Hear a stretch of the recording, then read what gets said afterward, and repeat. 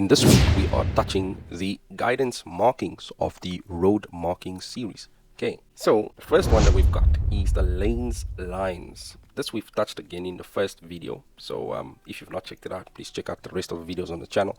This one shows the arrows pointing in the same direction and a different lines, what do they call it, different line intensity, if I can call it that. So you get the one with the little lines, few lines or huge gaps in between the lines, the ones then with medium size, and then the ones with very little space between the dotted lines. So where would this be on any road? What's its purpose? To show you that you are using part of a road with traffic in the same direction. So what must you do? You must drive in the center of your demarcated lane. Stick to your lane. That's basically what it means.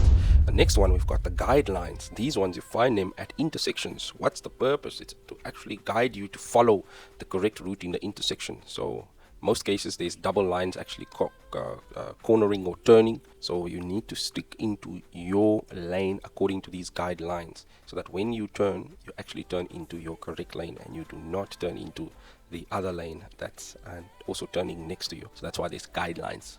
Some intersections do have them, others do not have them, so you need to really keep a lookout when turning, that you are not turning into another person's lane that's turning next to you. Okay, next one, we've got a bifurcation arrow. Bifurcation arrow, very interesting term. Bifurcation arrow. What's its purpose? It's to indicate an increase in the number of lanes ahead, and also what must you do? You must ensure that you do not straddle any lane markings. I don't know what straddle means.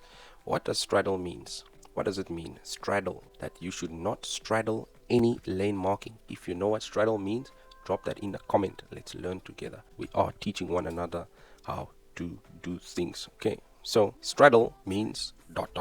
Actually, no, straddle actually means that you should not sit or stand with one leg or on either side of. So almost like you can't drive in the middle. You need to choose one. So yeah, that's basically what straddle means.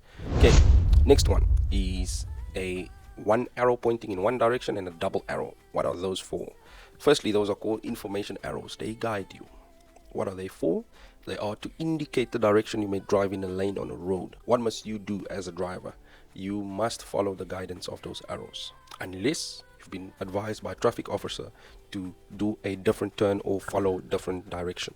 That's when you can do the opposite. Other than that, you follow the road marking. Okay, next one, we've got a bicycle crossing lines or bicycle crossing lines. You find these anywhere, and their purpose is to indicate a section of the road to be used by cyclists to cross the road.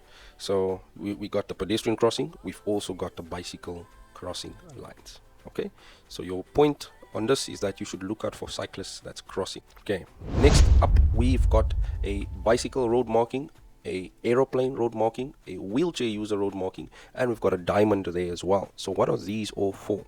So there's one that's for a cycle lane, a one for a road that leads to an airport, and where a parking bay is reserved for handicapped only. So that's the options there.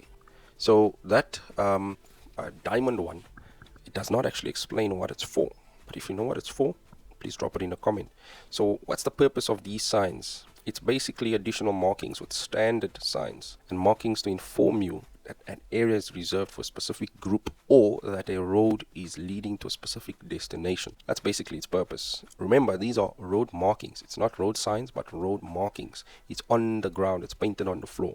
Okay, so what must you do as a driver? You should not use a road or a marked portion of a road if you are not part of the group identified by the marking. So if you're not a cyclist, do not use the cyclist lane. If you're not a person that's going to the airport, do not use that lane, or change lanes to go to that direction that you want to go to. If you're not a handicapped person, do not use that lane. That's basically the purpose of these road markings. Next one, we've got a stop and we've got a school. These are word markings.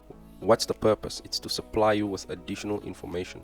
So you as the driver must read the message on the road and then concentrate on the possible danger indicated by the message. If it's a school, what's the possible danger? Children running in the road or walking on the side of the road. So you need to be alert. Okay. If it's a stop sign, you're entering an intersection, so you need to be alert on that as well. Okay, so that's basically it for this week. Sweet and short. Thank you very much. We'll check you out next week, 7 p.m. Friday shop. Thank you. Drive with John. We out.